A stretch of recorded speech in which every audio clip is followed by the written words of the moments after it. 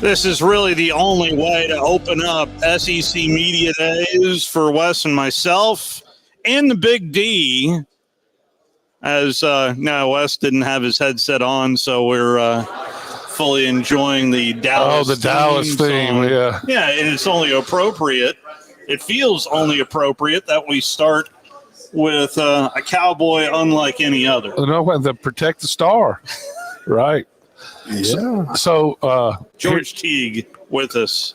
Who you never know who you might find in the hall. I know. I'm glad you found me there instead of in the restroom or something like that.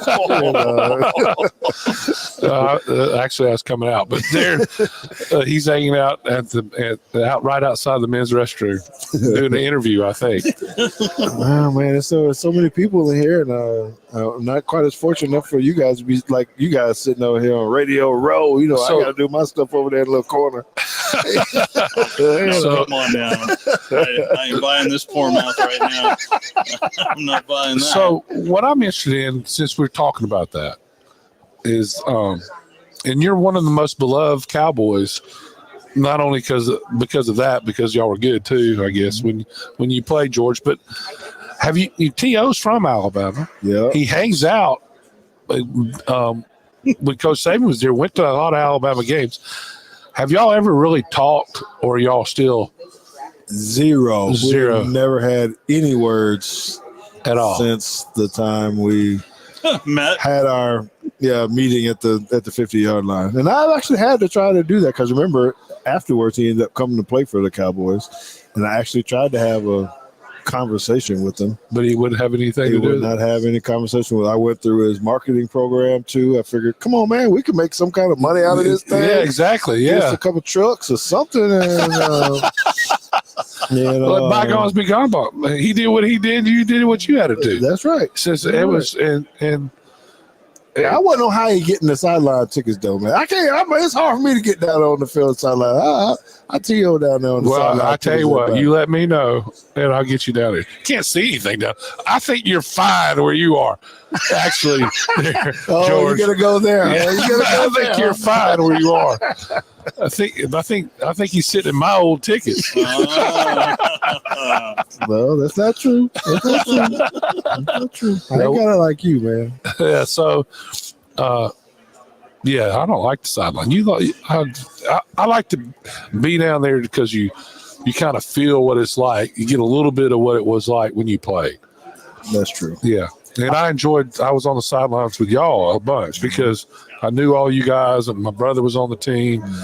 And I felt like I wanted to do something to help y'all. I wasn't doing anything to help y'all, but you want to be still a part of it. I like to get on there because of what you said too, but it's still unbelievable to me to how big and athletic these guys are. Yes. People don't really know. You might see them, but when they got the pads on them linemen, those offensive linemen, those defensive linemen, I'm just standing there, while they're doing their warm-ups before the game. I don't want to be down there the whole game. My back is not built to stand up for 3 hours anymore, but I do like being in there, and I'm just like, oh my God, I'm like starstruck a little bit, like, look at how big these guys are, how big they are, and it kind of puts it back into perspective of how injuries happen, how things are, because these guys are, Just so big. big Yeah. locomotives run into each other full speed.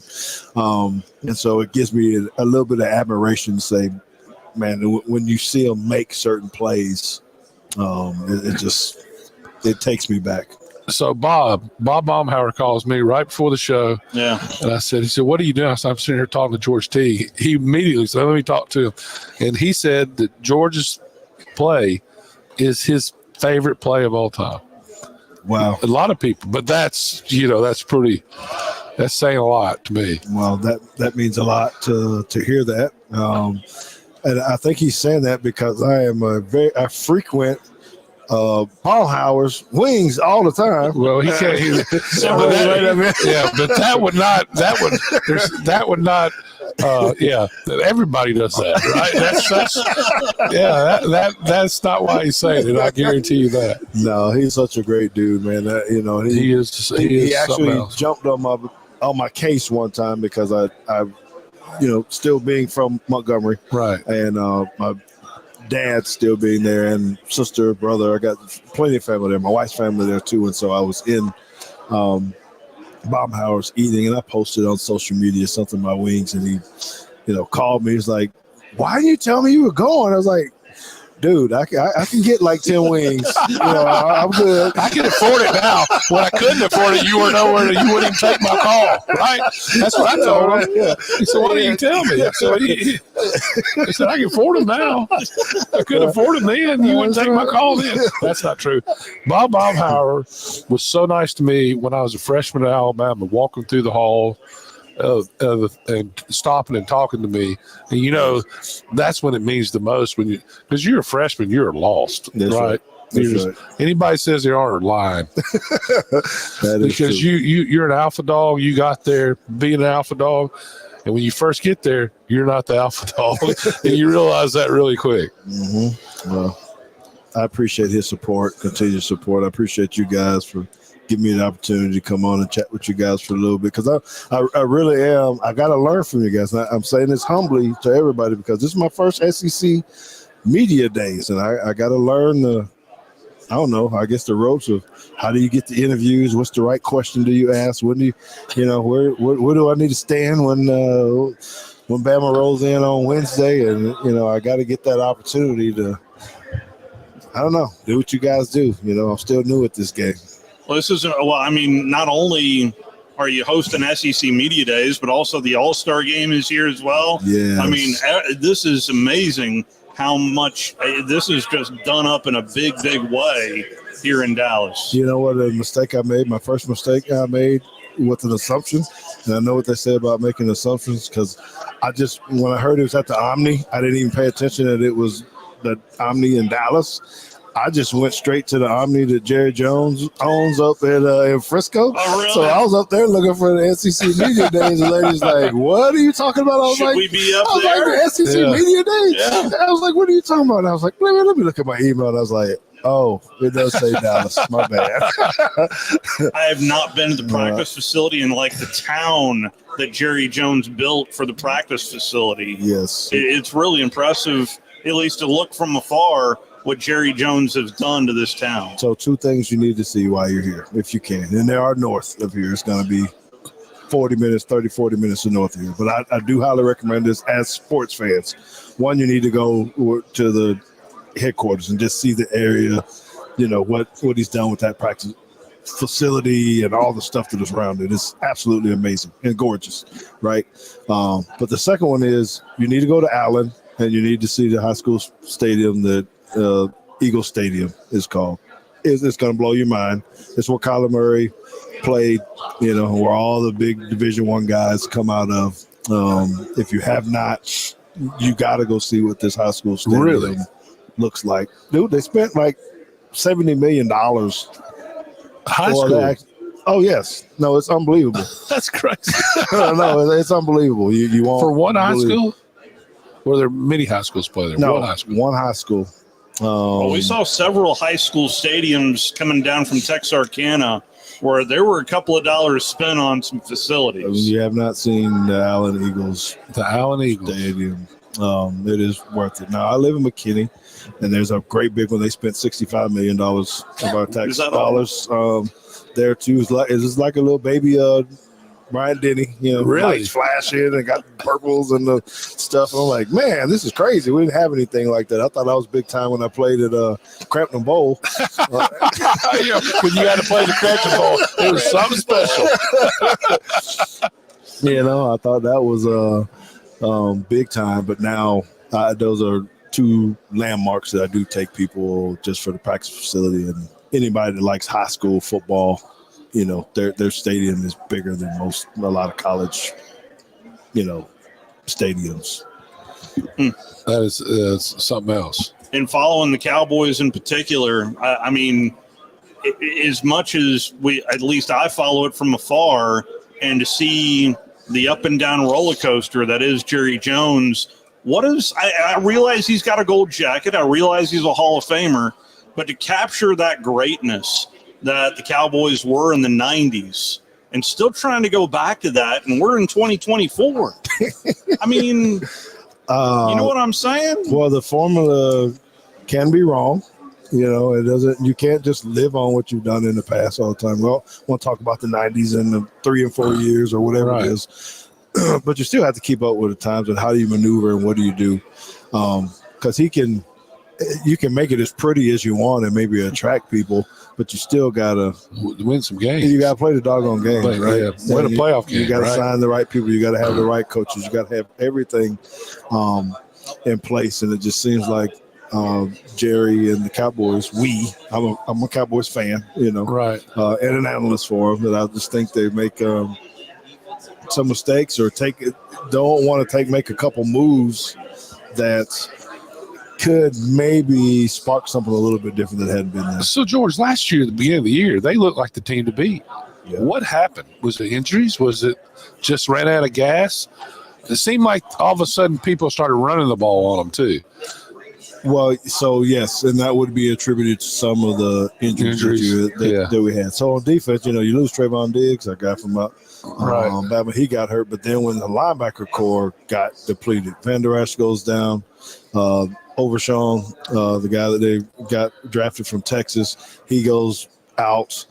You didn't have any depth in the middle. You had Micah, and then you move him out to the edge. So you don't have anybody in the middle of the field, and those guys are climbing up. You put a safety in the box, a big safety, thinking he's going to play, but come on, man. You 215, 220. Those guys are 325 and are ballerinas the way they move.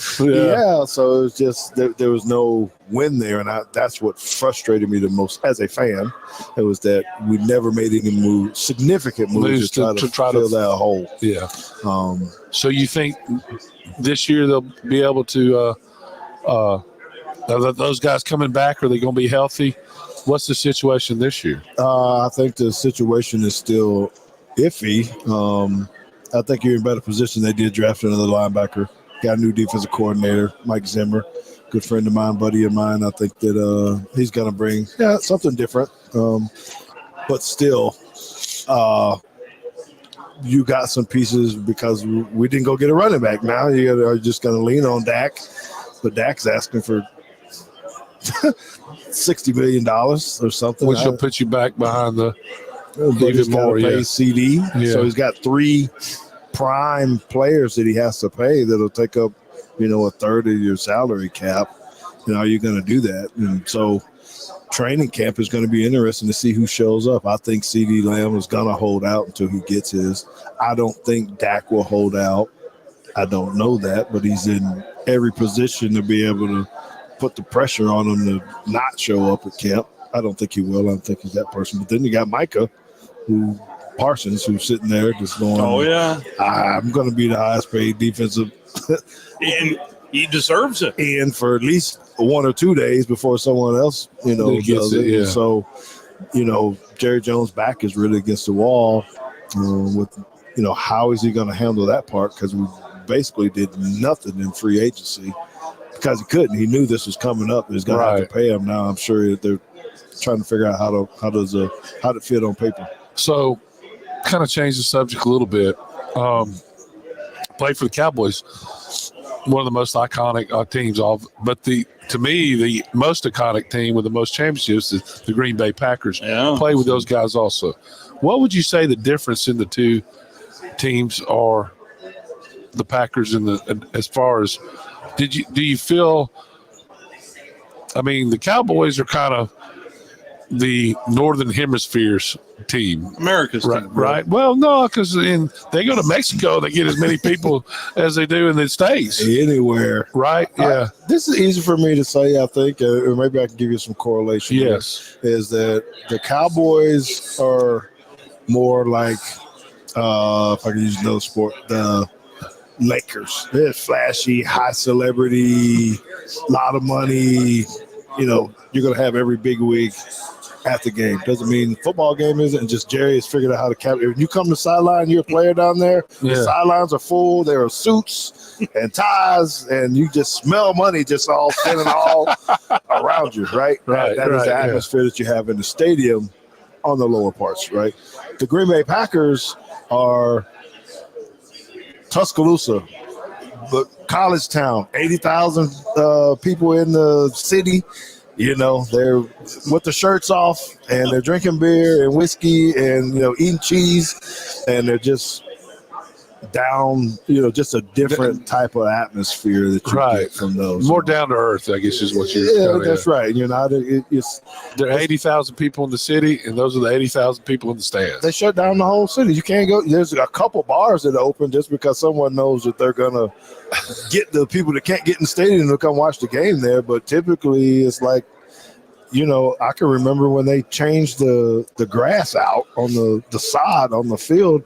They were selling, you know, the 1 foot square for, you know, tons of money. I was one of the dummies that grabbed one of them too. Like, oh man, the Lambeau Field sod, you know, put it in the freezer.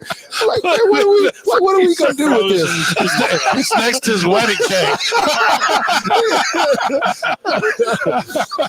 You know, I fell for the cheese too. Man. It's crazy. Oh, that's great. Oh, Yeah, my goodness man. gracious.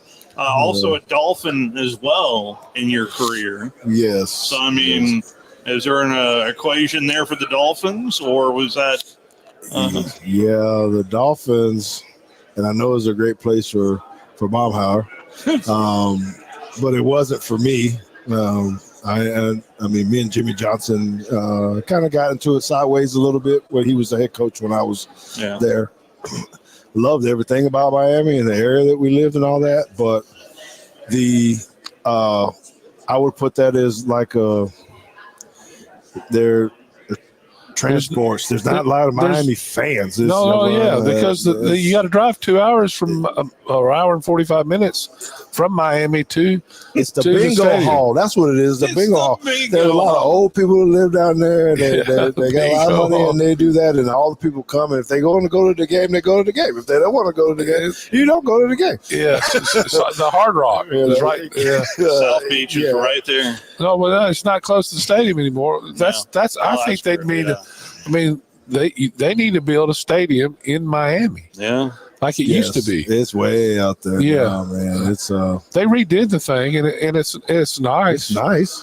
Uh, Well, when I played on it, the stadium was nice, but if anybody listening, man, y'all make sure it was so hard playing on those baseball fields yes. that were stated. That was like the worst. It was worse than being on the turf trying to slide. We actually on the, talked about that last week. Yeah. Oh my Painted gosh. concrete. Yeah, painted concrete. Yes. Yes. Yeah. You don't know what kind of cleat to wear. You go from grass to concrete. You know, it was, I don't know. Like I said, I loved it. We had our house down there for a little while. We still have a lot of friends down there. I love to go down there and go deep sea fishing, those type of things. But I don't know. To me, they have not had they have a lot of fans. I mean, they're and they do. yeah, and now it's kind of like they have a good team. They have a chance to be really good. Dude, they're loaded. Yeah, but they need more consistency with, and they need to be in Miami. They're not in Miami. I mean, Boca's closer to them than Miami. I mean, well, let's see. I think you're right. I'm going to pull that back into here where we're at. Right. It's the same way with the Cowboys. They're not in Dallas, which they could have been. Jerry didn't cut the deal with the city of Dallas. He's in Arlington, and the headquarters is in Frisco. I can't imagine what it would have been like to have that city down here close to where we are now in the heart of Dallas. Right. And man, it could be nuts. Do you ever get tired of, because you've been a part of two very iconic, noteworthy plays in your career, one in college, one on the pros. How often do you get asked about those plays in particular? If I'm around anybody sports minded, which is often, so I hear about it all the time. Even he's not Big Game Bob, he's Big Play George. And it's kind of weird because people say, man, one end as a player, you go, there's a little more to my career than those two plays. Well, I did play 9 years. And at Green Bay, he set a record, that's right, playoff record for the longest interception return. Still there. It has to be. Still there. Might be out of bounds if any further. Still there. So he has more than just those two plays, no doubt. But, and that's the thing, they're not even plays because they were. One of them got called back. Right, that's right. Yeah. Game, and then the other one was post.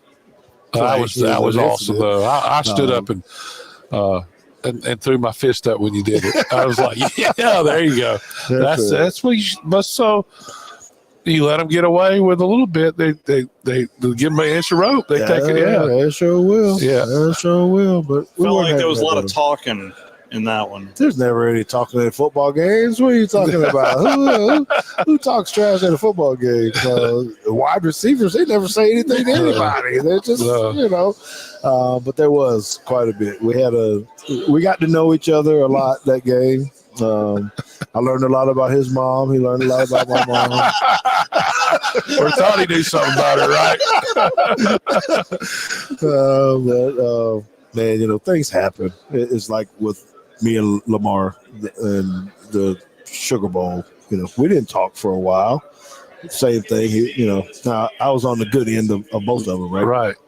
But the difference, like me and Lamar actually end up playing together in Miami. Oh, I did not know that. Yeah, right, yeah. So that was the first time we talked. See, you're the typical player right there. You're the typical player because that is what they all said in the locker room. I think, watch out, Lamar. He's behind you.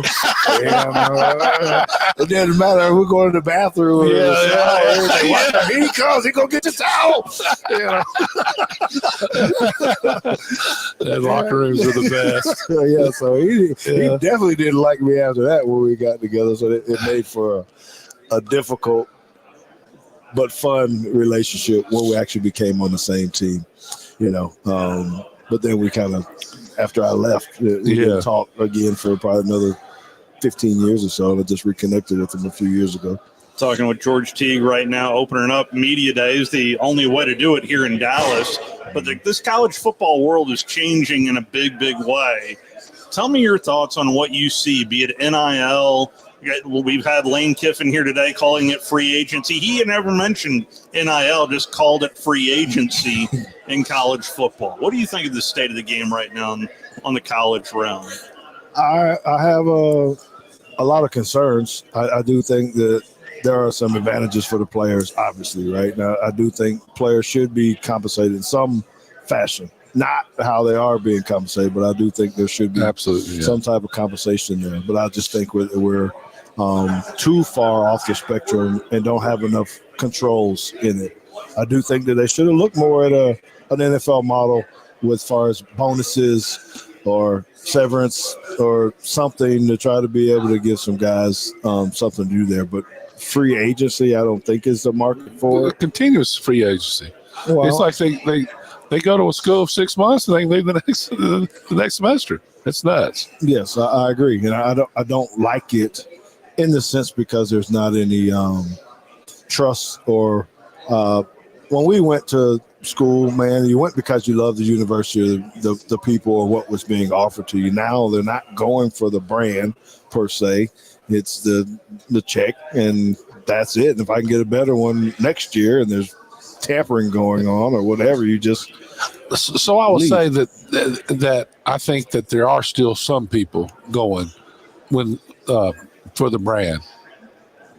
Because to me, what, the one that's not very good? no. So Yeah, so- I will say that still you need to go somewhere where you're going to be developed. that's If- true. Because if you're going to really make the good money, I mean, right? You need to go somewhere that's going to develop me, and you still got to be dedicated. If not, then yeah, you're going to just leave for a couple of checks, and you're going to end up where? At home. And most of these people aren't paying their taxes. Right. I mean, you're seeing, and every time you leave a school is 20%. You lose the graduation rate. If you leave once, is 20%. Every time you leave, it goes down. Oh, So it's and we were interviewing Coach Tuberville, Senator Tuberville, and I asked the question: do you think, because you're doing away with walk-ons, do you think that might wake somebody up in Washington? He goes, what? They're doing away with walk-ons? And I get it. He's not keeping up with it. He's worried about the deficit and everything else is going on in politics in our nation's capital. But hopefully that'll move somebody we just got to come up with some framework, right? that's right. Not to help these people help themselves. And I say these athletes, to give them some representation of somebody that really cares about what's going to happen to them in the future. Because in the end, this money they're making is chump change to what they'll need to be in life. And if you don't have a college degree or you're not learning anything in school to help you for your future, then really you're cutting off what the real thing is about. You know, you're right. You're right. That's heartfelt and touching, and I appreciate you for saying that and standing up for this, because I worry about that. I worry about our athletes because I can see this becoming mental health issues with this stuff. What if you don't perform the way you want to perform? Someone cuts you a check for $1 million, $2 million, $8 million, then you're a failure, then all these other things start happening, and you're still an athlete, and you're still a knucklehead. You're drinking too much, you're going out too much, you run through your money and not paying your taxes right. Yeah. Your parents aren't helping you the right way, or something. But you're 18 years old, 18, 19, Yeah. 20. I couldn't have done it. Man, how do you, I mean, and you My have, family wasn't built for it. If I would have ran into an $8 million check, I probably would have had the wrong agent and the wrong accountant or something. well, there are a lot of wrong ones out there. Yes. So they're actively searching. There are a lot of good ones that, unless they have more than they can do. If you don't approach them, they're not. You know what I'm saying? It was interesting to me. One of my family members that played football, and I have a lot of them, was at the Manning camp, and he said each quarterback had 4 people with him. Wow. Really? Marketing, an agent, their dad, a coach. He said it was just total chaos. Yeah, see. And these kids they're 16, 17 years old. How do you deal with that? I mean, to me, it's become such a. How do you even go to the next level, though, when you're doing this when you're young? If you are able to get to the pros, you're You're probably gonna take a pay cut. You don't get drafted in the right A lot of spot. truth in that. Well, I mean, there's 30 quarterbacks, or how many teams are there? 32 now. 32 quarterbacks making good money, and there's another 60 out there doing okay. That's right. Right? That's right. And Georgia tell you there are 10 guys on every NFL team that make good money. The rest are making the minimum. That's right. There's not that. Yeah. That is probably something they just assume everybody's making. Yeah. Millions on millions. Yeah. But no, I don't know what the minimum is. It's now. 5 something, I think, which is a lot of money, no doubt. But then you better save some of it because, you're going to tell your patella tendon before it's Yeah, over with. yeah. And that's not a lot of money in New York either. By the time you get taxed, Yeah, and all or that kind of North stuff. California, it's not. Yeah, and so anyway, it just I wish there was something. I hope that there is still very, very serious conversation to say, what do you do about free agency in college? And how do you help protect guys from themselves when they do get the money? I think if you accept money, that you ought to be at a place unless you graduate for 2 or 3 years. 2 years. You got to sign a contract. Yeah, you're yeah, here, because you try to leave, you're stuck. And I got a perfect example. Louisiana Lafayette, Connor is the strength coach there. They have a defensive back they developed for 3 years. And he said when he was young, he actually got beat for touchdowns 2 or 3 times when he was young, lose the game. But they stayed with him, developed him. Last year he plays at Alabama. Really? Transfers to Alabama, makes all those plays in the Georgia, Alabama for the SEC championship. Well, now he's at Ole Miss. Oh, whoa. Mm-hmm. Yeah. So here's a guy that spent 3 years at Louisiana Lafayette. They developed. What I'm getting at is Louisiana Lafayette should be, to me, should be compensated. They need to get some of that money. Yeah. They should be compensated for spending their time and treasure developing. You want non-compete clauses in No, there. not necessarily. I just think that that might not be the right word, but Yeah, that's yeah. what we say. I think that they should be be. these. I think these schools that are developing these kids, especially the non-Power 5, should be compensated when they come take their starters, especially. They should already be thinking now. They're already become the farm league, the development league, because with transfers, high school kids are having to go to the FCS schools, and then they're trying to move up. Yeah, but it's the non-Power 5 schools that are the ones. I mean, they're not. Next year, they're talking about not having a spring. We had Terry Bowden on. He said that he had a spring game, and his best 3 players got picked up by Power 5. Yeah.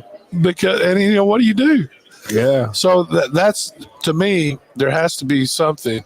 If you stay 3 years at a school and you're being developed, then they ought to be. If you're not playing, obviously, that's a different story. What if the school had to toss you one of their scholarships? If you take the kid and you got to get the other, you go to Bama, you got to give ULL some compensation, not money, but you get one of them. I think I think it should be some kind of compensation to these smaller schools, and that'll make them where they just won't take anybody, right? And in other words, you're just rating them for a body, because a lot of those schools are just rating these kids because they got scholarship. I don't know. They need to have a set of rules. The rule that I think that needs to stay in place is if you graduate from college, you should be able to play for who you want at that point, right? Yes. I mean, to me, that's the whole goal, is to graduate from college, because even if you play in the NFL, the average player plays 2.2 years, right? Mm-hmm. I mean, and the reason they have it at 3.3 years as you get retirement is because well, it used to be 4. Now I think it's 3.3. No, yeah, three. When I say 3.3, it's 3 years and 3 games. That's right. So they're that's because most people don't make it there. That's true. It's difficult. Yeah. So anyway, I just think it's we need a set of rules, and it's going to have to come from Congress because of what the Supreme Court did. They're just going to sue you every time you make a rule. And they're winning. Well, they're winning because nobody's really fighting them. Yeah. They're just trying to sell it. So to me, that they need to come in and do something, and they need to do it after this election, no question. Well, since we are in Texas, I feel like we need to at least get a Gene Stallings story. You have a go-to Gene Stallings story from your accounts in Tuscaloosa? I don't even. This is not It's not real funny. Like, I get joked on about it some with the guys from the team. It's really good. He didn't yell at me a lot. You know, I would say that I was probably more one of the calmer dudes that we had on the team, but he did yell at me in practice one time. It was actually before the 92 national championship game, because in practice I felt like I needed to practice like I was going to play in the game, and I would hit people in practice. And Coach Stallings didn't take too kind of that this one time, because I actually went in and it was a lead play. They handed the ball to, or a fullback dive to hand the ball to to Martin Houston, and I actually just went in and just destroyed the dude. You know, I was like, "Whoa, wham! This is a bowl week, whatever." Hey man, you can't be hitting your players like that. You know, he's on your team, George. This kind of thing. Well, later on they threw Jay Barker's throwing a lob pass over to Steve Buskey in the middle of the field. I'm gonna cover 2. I totally destroyed Buskey in the middle of the thing. Oh man, Coach Stallings had enough of that. That was about the first time that I ever got snatched up. Did he kick you out of practice? That wasn't always a bad thing, by the way. Yeah, this was late during the 2-minute drill. I actually lit him up like that, but that was the first time he had actually got into my, back when they could grab your face mask and kind of snatch you up. That he. I'd never really seen him like that. But I still was a little smart butt, and I told him, well, you tell the running backs to stop running me over, I'll stop hitting them, that kind of thing. Because they didn't let up. But, Coach Stallings is a great man. Wishing the best for his health and everything else that he did. But I want to say this to you guys, because he impacted me in more ways than he doesn't even know, and I try to tell him all the time, because the way he talked to us, the way he let us be men, but he always talked about family. He always talked about grades in school, and it wasn't always just about football and plays and other stuff. And even to this day, he still asks, "Where's your wife? How's your wife?" It's just unbelievable how he was Coach Bryant's way he was. Yes, that's when you close your eyes. He sounded just like Coach Bryant, and his message was the same as Coach Bryant's. Yes. And his players absolutely loved him, the same as Coach Bryant's players loved him. And he was a special person, and he used to come on our show every Thursday for a long time. Yeah. It was really special. He's just a special person, and what he's done in Tuscaloosa for Down syndrome children. And what's it? The center called? He's got the school. But people, Rise. But people follow that model that he has in Tuscaloosa, all over the nation, and he's just a special man. It was fun watching you guys play. I know that, Brother Oliver. Now, I know he stayed on you. Oh, my gosh. He talked about everybody in your family. He's a little different. His motivational tactics are a little bit different. I know he stayed on you a bunch. He was absolutely, because I would say we started out different in a sense, because when I first got there, he wasn't on the staff, because I came in under Bill Curry, which had his own staff, right? And so Bill Oliver was at Clemson at the time, and I actually wanted to go to Clemson. That was one of the things, and I don't know, Bill Oliver didn't think I was worthy of actually getting the scholarship offer to Clemson at that time. So when he came in, I'm like, uh-oh. That's not good. I'm like, you talking about transfer and, thinking all this kind of stuff, and I'm like, okay, now what do I do? Now, I just decided to strap it up and try to go ahead and compete and show him. But I remember the first time he came, and he was like, dang, T. I was. If I knew he was like this, I would have brought you to Clemson. But we started that way. But then he became a mentor from how to watch film. How do you do that? He helped me from that standpoint. While I got to listen to him talk about every player out there and tell them they were double to the sucker hammers. And I learned a lot of those country sayings that we got in Alabama. Yeah, he's from Epps, Alabama. Yeah. Well, I can't think of a better way to start media days here in Dallas with you, sir. So Yes, man. thank you so much Thank for you, George. spending some time with I us. got you, man. Thank you, guys. That is George T. Let's go ahead and take our first time out. Just getting things started here from Dallas, Texas, and SEC Media Days.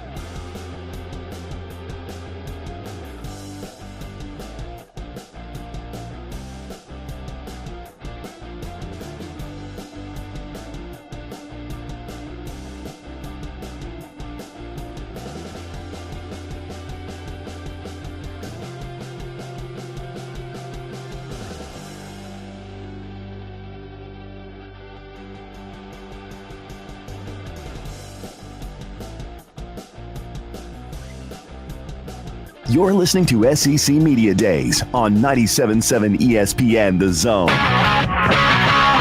TOC Sports has been there for you. Now, you're probably asking yourself, what does that mean? It means for more than 20 years, Alabama's largest orthopedic group has been there providing coverage and care to more schools and student athletes in the Tennessee Valley than any other group. It means whether you are the star football player, the all-region volleyball ace, or someone who hurt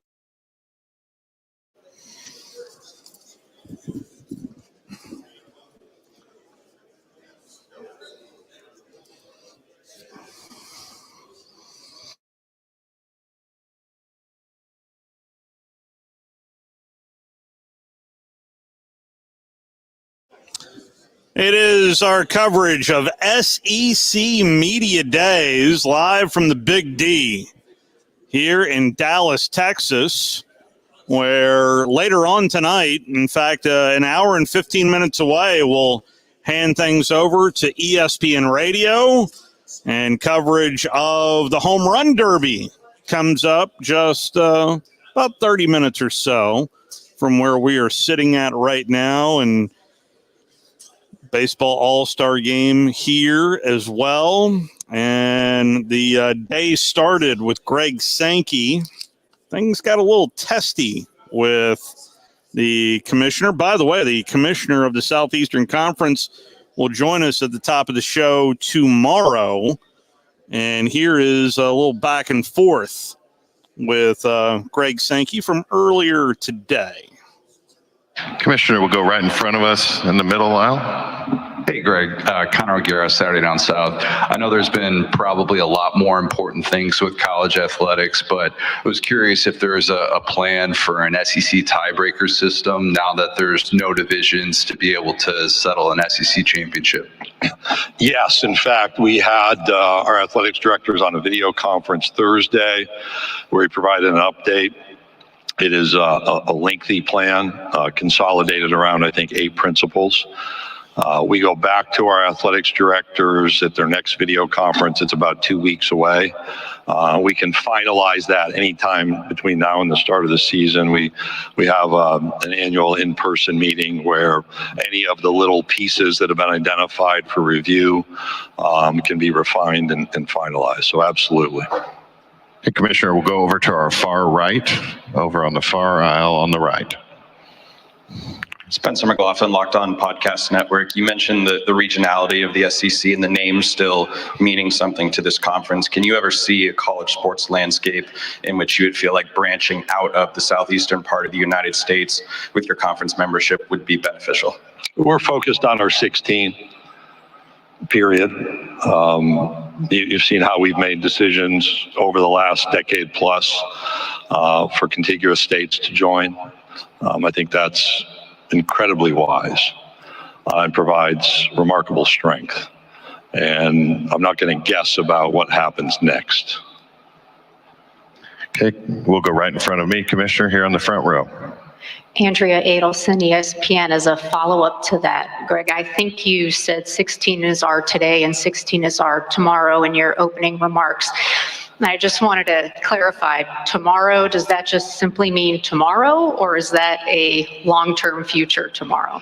So the last 3 questions are part of the reality, which is I've responded now 3 times where our focus lies. Our focus is on our 16 members. I have a responsibility to pay attention, and I'm certainly not going to fuel speculation on what happens next.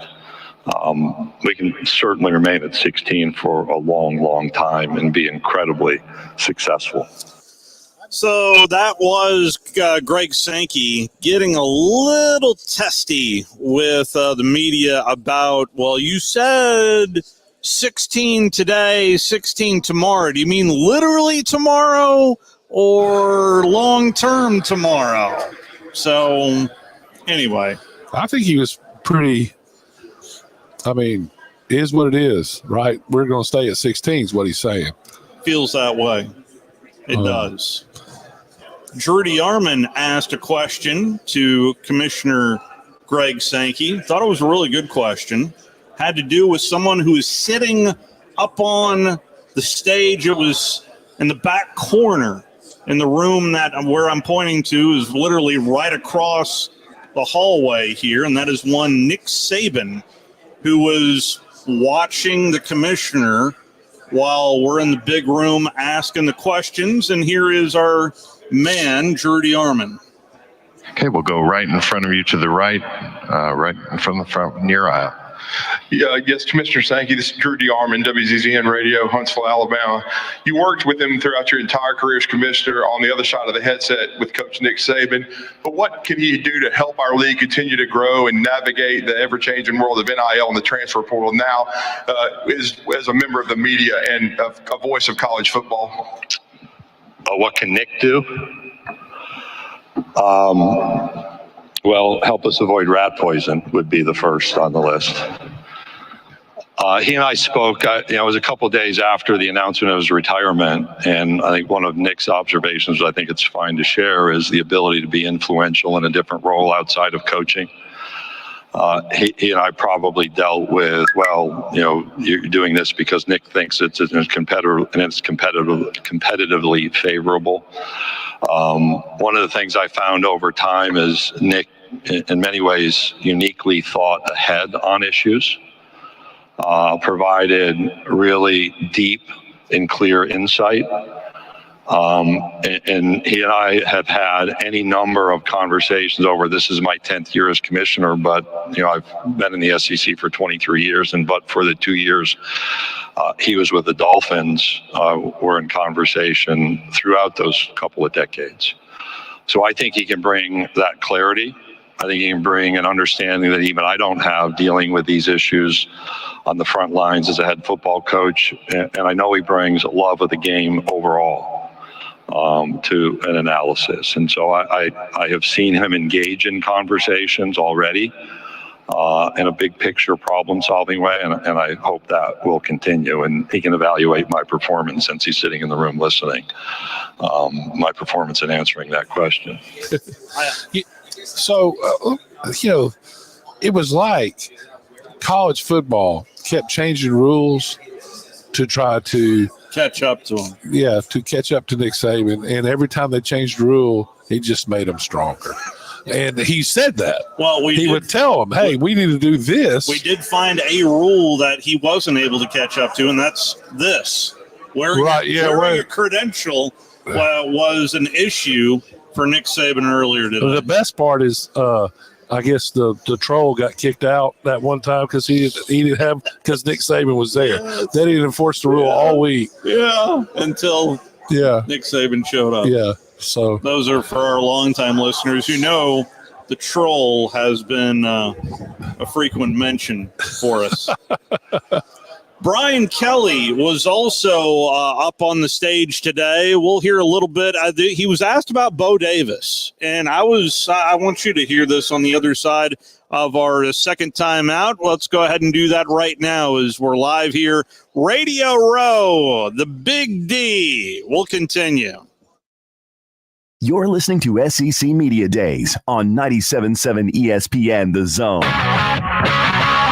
TOC Sports has been there for you. Now, you're probably asking yourself, what does that mean? It means for more than 20 years, Alabama's largest orthopedic group has been there providing coverage and care to more schools and student athletes in the Tennessee Valley than any other group. It means whether you are the star football player, the all-region volleyball ace, or someone who hurt their knee in a weekend pickup basketball game, TOC Sports physicians are proud to have the opportunity to care for all your orthopedic needs. It means for parents, coaches, athletes, desk jockeys, or even weekend warriors, TOC Sports physicians continue to meet and exceed the orthopedic and sports medicine needs of our community. But most importantly, during these challenging times, we're here for you now and will continue to be here. So as long as there are players on the field, games to be played, and contests to be won, the orthopedic specialists from TOC Sports will be ready to help. We don't know what the future holds, but you can count on the TOC Sports team to stay committed to you so you can stay in the game. Call 256-539-2728 today and ask to see a TOC Sports physician. Check them out online, also Facebook, Twitter, and Instagram. Tom Luganville here for my friends at Woody Anderson Ford. Bobby White and his team take great pride in their service department, and you can see it the moment you walk into those beautiful new service lanes. And just like a championship team, they all work together to make sure your experience is second to none, whether you drive a Ford or not. Also, check out the gold certified pre-owned inventory at Woody Anderson Ford for great deals every day. Stop by and see them at Jordan and Sparkman or at Woody Anderson of Madison on Hughes Road, or visit WoodyAndersonFord.com. Tom Abraham here for my friends at North Alabama Mortgage. Did you know that average home equity is at an all-time high, but so is average consumer debt? Even though rates are higher now, you can use your equity to pay off your high consumer debt, student loans, etc., then refi when the rates drop. Don't put off that new home purchase. When rates drop, prices will go up. Buy now and get the best price and then refi when the rates drop. This is the time to talk to the experts at North Alabama Mortgage. Visit NorthAlabamaMortgage.com for more information. With over 25 years of appliance experience, Mike Owen and the good folks at Owen Home Appliance are known for their great selection of used appliances. But did you know that they now carry new appliances as well? Brands like Frigidaire, GE, Sharp, Danby, Samsung, Z-Line, and yes, Speed Queen Laundry is available at Owen Home Appliance. Plus, they have recliners so you can relax and watch the game. Give Mike a call at 256-754-5052 or head down to the store at 11 Union Hill Road in Somerville. Owen Home Appliance. They'll treat you right. When the most respected company worldwide puts its name on a real estate sign, that's a sign you'll want to see. When a company known for straight talk enters real estate, that's a sign the market is changing. Confidence is back, and that's good to know. Introducing Berkshire Hathaway Home Services. Look for our sign in a front yard near you. This is Ann Adams. Call me at 256-337-2625. An independently owned and operated franchisee of BHH Affiliate LLC. Chapman Commercial Realty, your source for Alabama commercial real estate. Chapman Commercial Realty has the experience and expertise you're looking for when making commercial real estate decisions.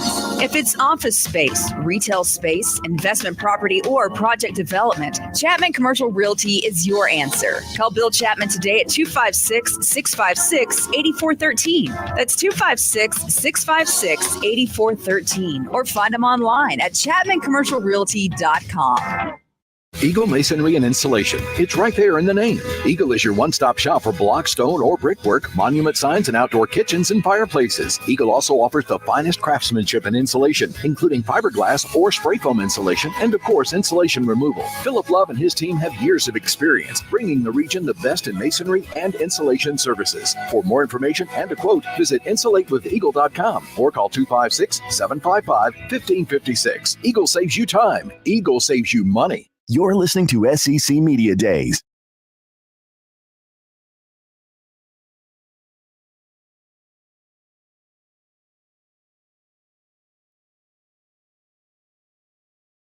Is that right?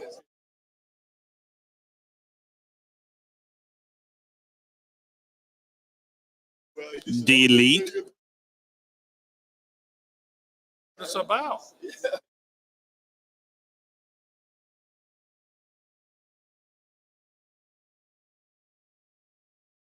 There's no question about that. Evidently, we're having a staff meeting here in our break time right now. Back here at SEC Media Days. That's great. All things in the world of Drew Armand. Yeah. I really wish I could get into that, but I only have time to play this Brian Kelly soundbite. This is about Bo Davis going from Texas to LSU. The sales pitch was certainly his opportunity, to rebuild the pride and tradition of LSU's defensive line. There is a great and rich tradition of LSU football. And I think that had something to do with it.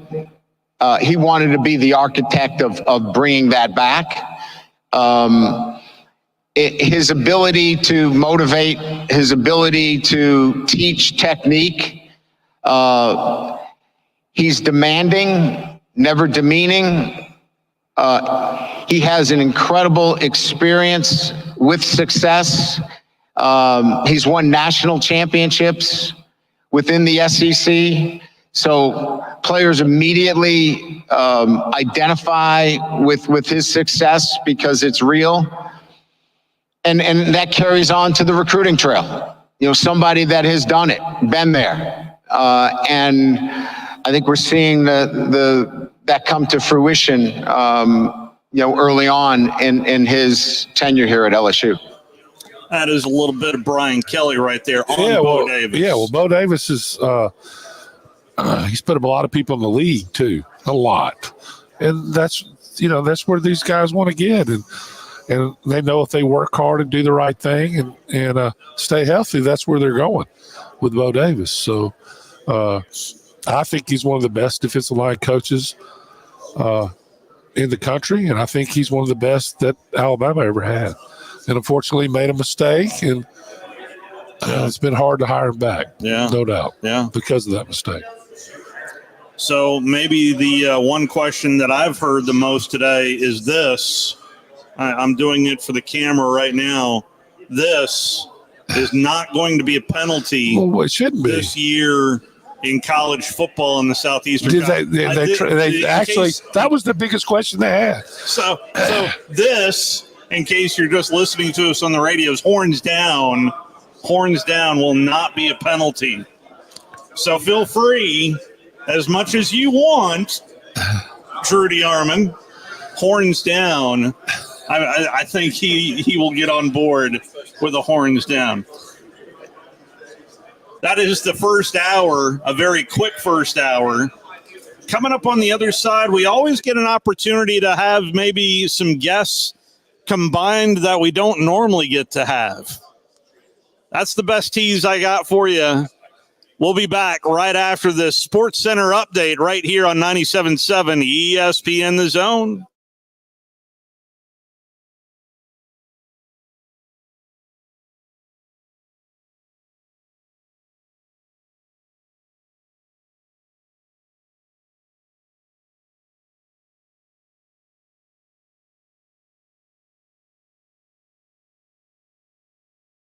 You're listening to SEC Media Days on 97.7 ESPN The Zone. Are you feeling tired? Are you feeling sluggish? Gentlemen, Game Day Men's Health. Game Day Men's Health is here to help you. Braden is here. Braden, you've got the answers. Thanks, Scott. Whether it's low T, erectile dysfunction, weight loss, or a number of other things, we have the solution for them. It's Game Day Men's Health. Give them a call today at 256-850-1570. You can find them online. GameDayMen'sHealth.com. Hey! What man wouldn't like to have tests done in a man cave? That's right. Come in for your free test and consultation. Walk into a world-class staff, a comfortable, relaxed environment, and we got your results in about 20 minutes with appointments less than an hour. And the big game is always on the TV. It's Game Day Men's Health. Give them a call. 256-850-1570. You can find them online at GameDayMen'sHealth.com/Huntsville/The Zone. AL cert number 21014. As the summertime approaches, and if you are in the business for a new air conditioning unit, only one place to call, Talon Heating and Air. Thomas from Talon Heating and Air with us. Thomas, this is the time. That's right. People are needing HVAC, air conditioner repairs done left and right, and we're here to serve. Talk about the services that Talon Heating and Air can provide. So Talon Heating and Air, we can come out, we can fix your unit, we can replace your unit, or we can just do maintenance on your unit. We cover all aspects of anything to do with your house and HVAC, from mini splits to gas pack. In the name of free, Talon Heating and Air offering several free things. That's right. We're offering a free second opinion. We always offer that year round. And then we're also offering a free service call with a repair during regular hours. So okay, it's Talon Heating and Air. Give them a call at 256-503-4490. You can also find them online at talenthvac.com. Give Talon Heating and Air a call today. There's power in caring when it is put into action. Each year, our bankers serve on nonprofit boards, support our local educators, and volunteer with our hometown food bank. I'm Bobby Humphrey, Vice President of Business Development for Bryan Bank, and community service is just not a line item in our mission statement, it's who we are. Because after all, Alabama is our home too. That kind of commitment to community might not be what you would expect from a bank, but it's exactly what you can expect from us. Give us a call or stop by one of our 2 offices in the Huntsville area and experience unbeatable service and legendary results. Bryan Bank Equal Housing Lender, NMLS ID 2428943, member FDIC. You want the right specialist for your recovery. At SportsMed Orthopedic Surgery and Spine Center, we understand every body is different. Your muscles and bones are unique, as is your body. Our SportsMed specialists offer innovative treatments and minimally invasive procedures, allowing you to quickly return to the life you love. Locations in Huntsville, Madison, Athens, and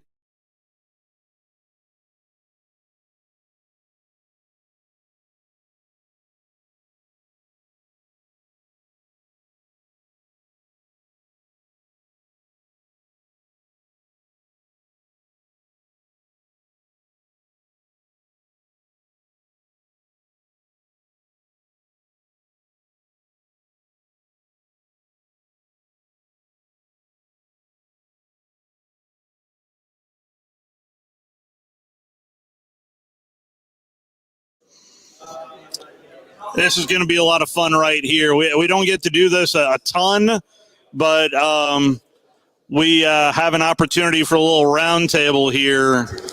Day one of the 2024 SEC Media Days, live from Dallas, Texas. Brett Norsworthy, kind enough to join us. Ole Miss, a featured team today. LSU, a featured team today. No, it's not T-Bob. It's better. Way better. Matt Moscona. Not in question. ESPN Baton Rouge. He's not shopping for his wife at a mall. Anyway. Did you see, that's what you believe that? Did y'all see T-Bob in the suit today? Yes. Yeah. So T-Bob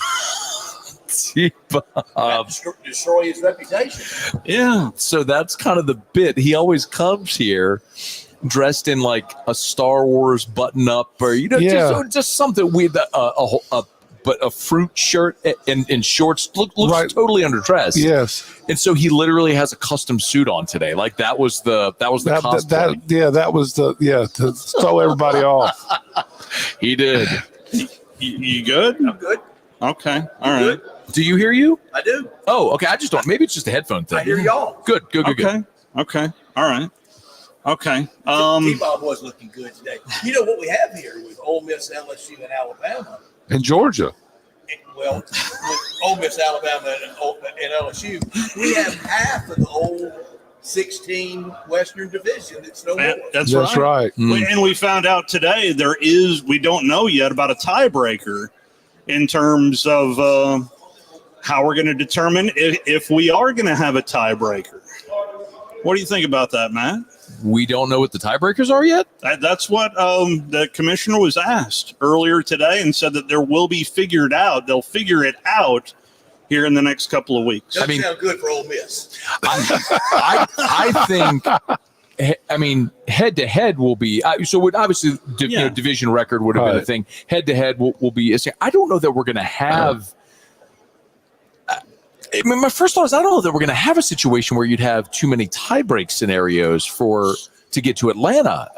Well, you got one loss. One loss, and Ole Miss doesn't play Alabama.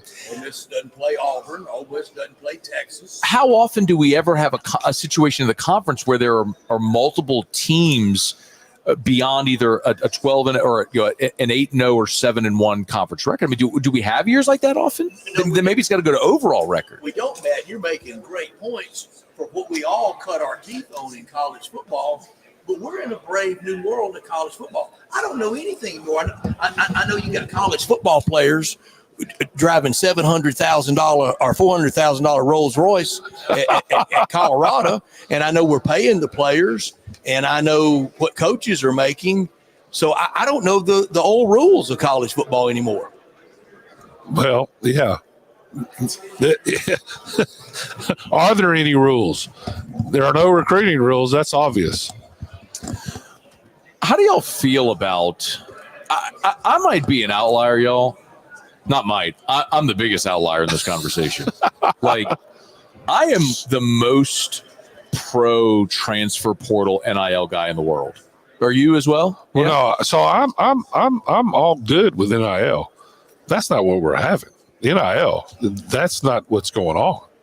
And I'm. If you're paying a player, they shouldn't be able to leave six months later. Why?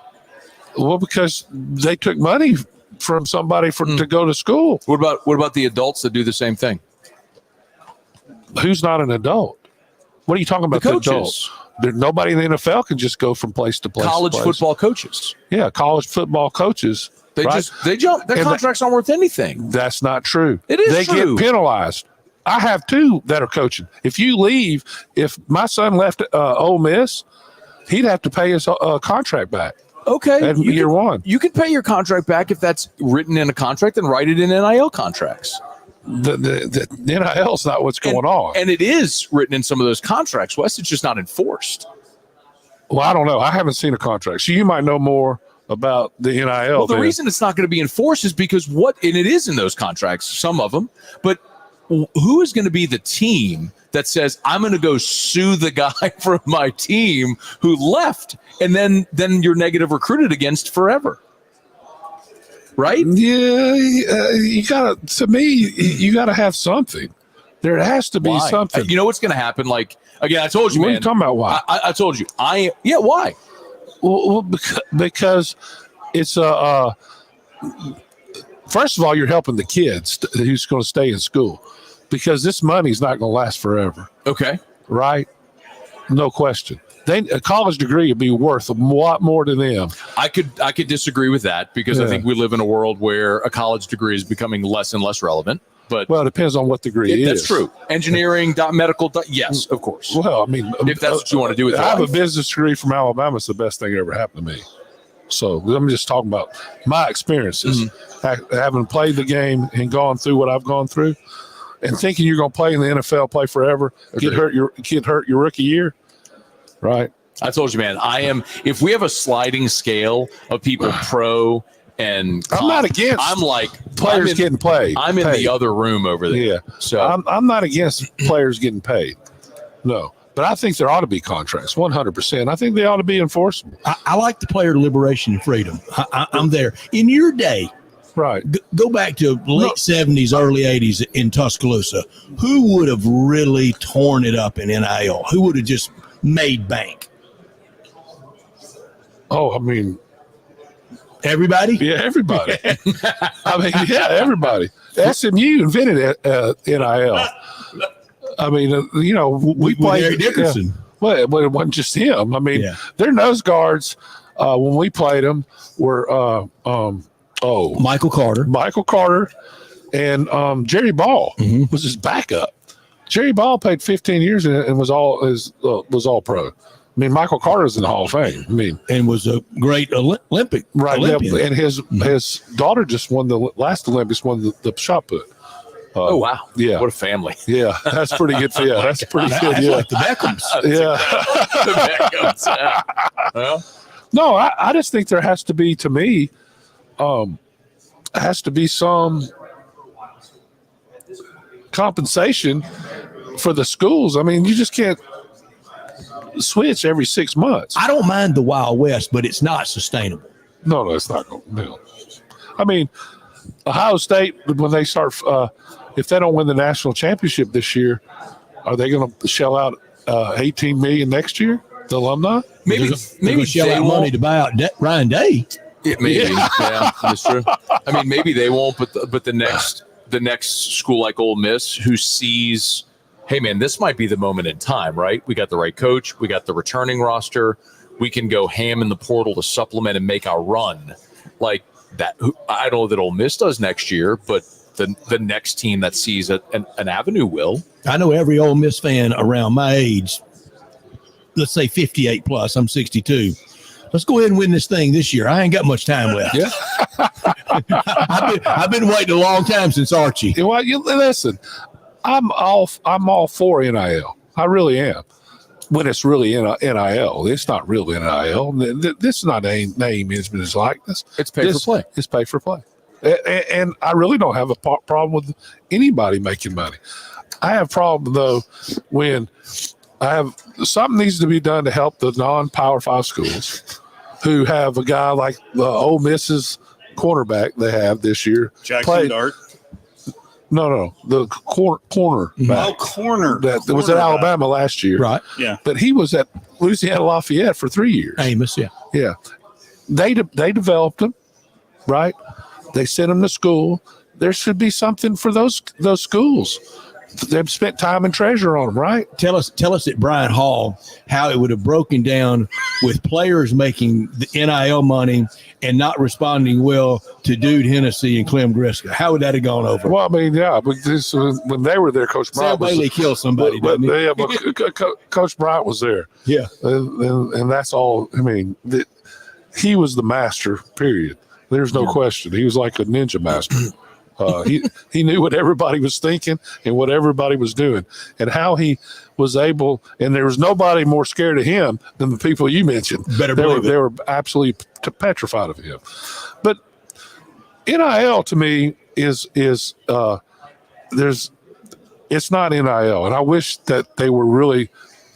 I think Coach Saban really has a plan that made sense to me and he said that the players are paid, I guess, It's at $45,000 now. Each player at Alabama's paid $45,000 by the collectives. The collectives, yeah. So it's something like that, and then they help you get the true NIL. Now I don't know if that's the way DeBorg and them are doing. $45,000. What would you have done on that, Matt, in college? I'd have felt like I was rich, man. I'd be at Parchman. I'd be at state prison. Man. I love, man. I've always had money because I don't spend money. I've always had a job. I've always worked, and I don't spend money. So, like, I've been 45. I'd have been like, let's go, right? I may never work again. We're rich.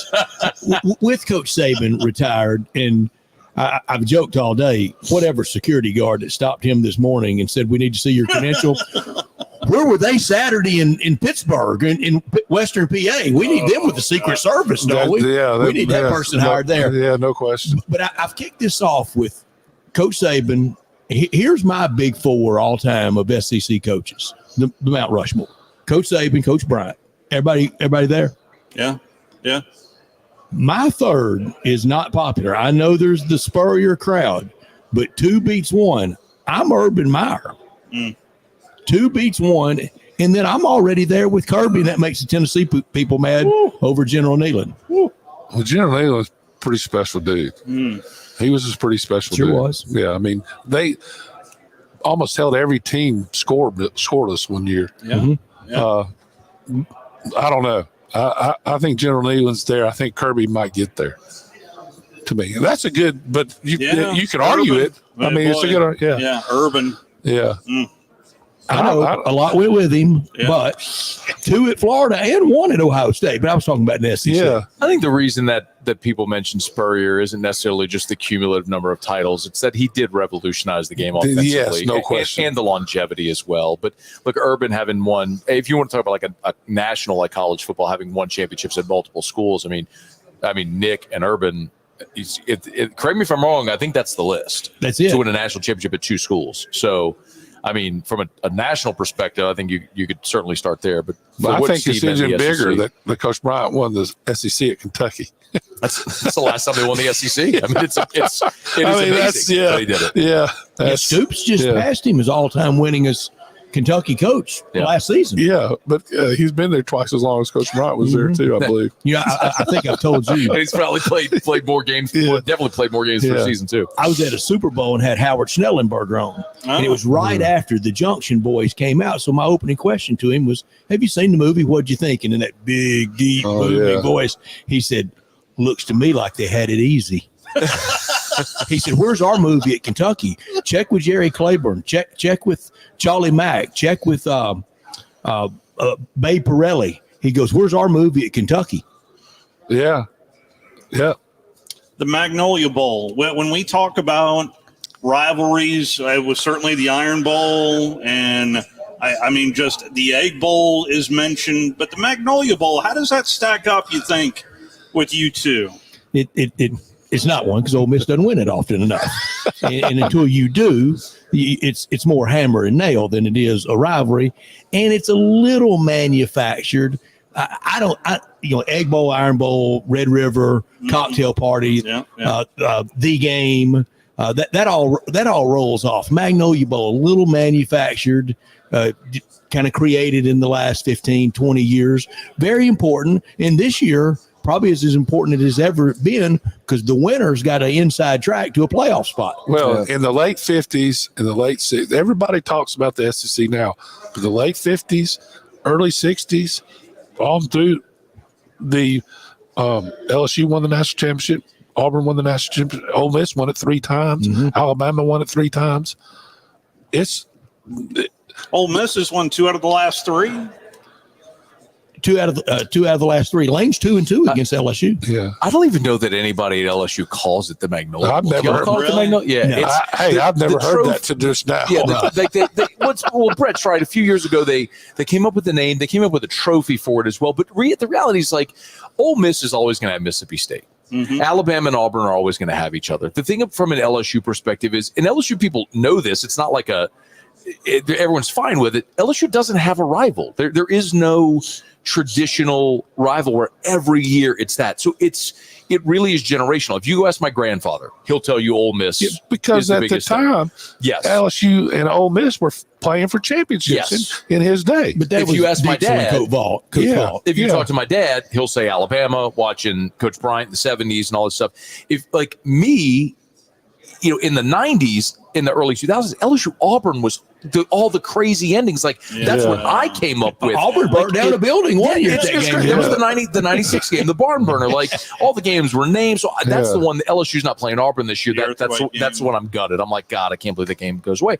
But like my buddy Jacob Hester, who's on air with us, Hester was playing at LSU when LSU and Florida were flip-flopping national titles in 6, 7, and 8, and that was the CBS night game. And like that's when he became famous. And no doubt. They gave him the ball, and everybody knew he was going to get the ball on a drive. Couldn't stop. And those departments hated each other in that stretch. Yeah. Yes. Oh, still do. Like that's and got into it over the John Chavis. Yeah. Over his contract. The Hurricane Matthew thing with Florida in 2016 was a whole fiasco. So Florida and LSU have this animus that has been bred naturally. That has happened naturally. But so I guess it's a long way of I don't even know if I'm answering the question. But LSU just whichever game is the most significant that season is the one that everyone's going to circle. It's never just like none of us will know what it's like to play in. Care about an Egg Bowl or an Iron Bowl to like care that much about one team every year, no matter what. Like everybody has LSU circled. I have a unique experience. You really do. Yes, yeah, you do. I've been and pulled. How'd y'all keep peace and all that? It's football, dude. I mean, we all play it for his son. Yeah. So it's interesting the difference so far, and I'm starting to go to Ole Miss. Went to a couple Ole Miss games last year, and that Alabama or LSU didn't. I've been on every side, right? it's really interesting. Take a look at your closet, man. Yeah, I mean, I got a LSU, I got Ole Miss. I was going to wear my Ole Miss pants today. I didn't have a problem with you two coming in here at the same time. It's interesting to see now. Because Ole Miss is starting to feel it, right? You can feel it in their stadium. You can feel it. They used to go to the games. Yeah, they used to go to the games. They weren't worried about who was going to win. It was about the Grove and who could put the nicest chandelier up. Mm-hmm. Don't understand about the Grove having to hide the liquor under the thing like it's not there. I don't understand that. You got to keep your liquor under the table. Under the table. I don't understand. It's got to be in that solo cup. Yeah. So we go straight from the bottle. I'm from a state where we have drive-through daiquiris. Yeah, no. LSU pregame, they make you drink even if you don't. Yeah. So they at LSU, everybody sells liquor. It doesn't matter if it's a baby store selling rattles. They have liquor. True, they have the liquor up on the lab. You can buy at the convenience store. Church selling liquor. And it's and a fifth is $10. It's the damnedest thing. I mean, how do they get the prices? It's supplemented by the state.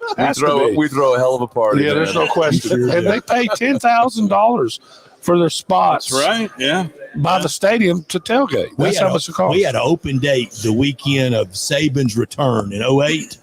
Oh, wow. And tailgating in Baton Rouge. First of all, everything in a creek, pond, ditch, ocean, tributary, everything you can think of was cooked at that tailgate. And there were little kids that didn't even know how and what finger to raise when the Alabama bus rolled through. Well, I'm going to tell you something. I was late to that game. Of course, I had kids on both sides of that game. And we walked we finally got parked. We walked. In fact, we bought an RV after this because of this. We got there late. We walked to the stadium. It was like the movie Goldfinger, right? Where they drop a bomb and everybody's passed out. I've never seen so many people passed out in my life on the way to. I mean, there were people on the ground. Pre-game. Yeah. On the way to the stadium, there are people everywhere on park benches. I mean, it looked like somebody dropped a bomb. There were people there were more people at that game outside the stadium than the game was the game of the century the year before. In Tuscaloosa, there were 300,000 people outside the stadium. I don't know how many people were outside that day. You couldn't get to the stadium. I mean, it took us 2 hours to get to the stadium. Oh, you're talking about that 2012 Yeah, game. the next game. Yeah. It was nuts. The TJ Yeldon game. Yes. Yeah. Yeah, that was, it's interesting. Everyone always talks about the national championship game when obviously Alabama shut out LSU in a rematch that, debatable if it should have happened. But and they look at that as sort of the breaking point for Les Miles. It was the Yeldon game, because what people forget is had LSU stopped TJ Yeldon on that play and won that game, LSU ends up going to the national championship that year against Notre Dame and blows the doors off Notre Dame. And then it's this whole. Well, they'd have to beat Georgia still. Georgia's a pretty good team. That was a good team by that point was rolling. They would have beaten Georgia. That was the Yeldon play was the famous Barrett Jones. Was OC McElwain that year? Whoever the offensive coordinator was, he said, "Don't forget the screen pass." I think Barrett said it in a sideline huddle. Don't forget the screen pass. Well, I think McElwain's final game was the championship game, wasn't it? McElwain's final, and then he went to Colorado State. Am I remembering that correctly? He went to Colorado State. I thought his final game was maybe I'm being my years wrong, Brett. But point remains. Boy, that was the dagger play for LSU. That's the one where they never really recovered from that, and then the losing streak at Alabama started. Well, anyway, it was outside the stadium. It was nuts. We just derailed there. Sorry. Yes, that's all right. Back to all the passed out drunks. Yeah. All right. So the other thing in common, Ed Ogeron. Well, what is the legacy for Ed O at both schools? You want to go first? Yours will be shorter. Well, at Ole Miss, it was a train wreck. Yeah, totally. But it made him a better coach when he finally got to LSU, and he left Houston Nutt very loaded.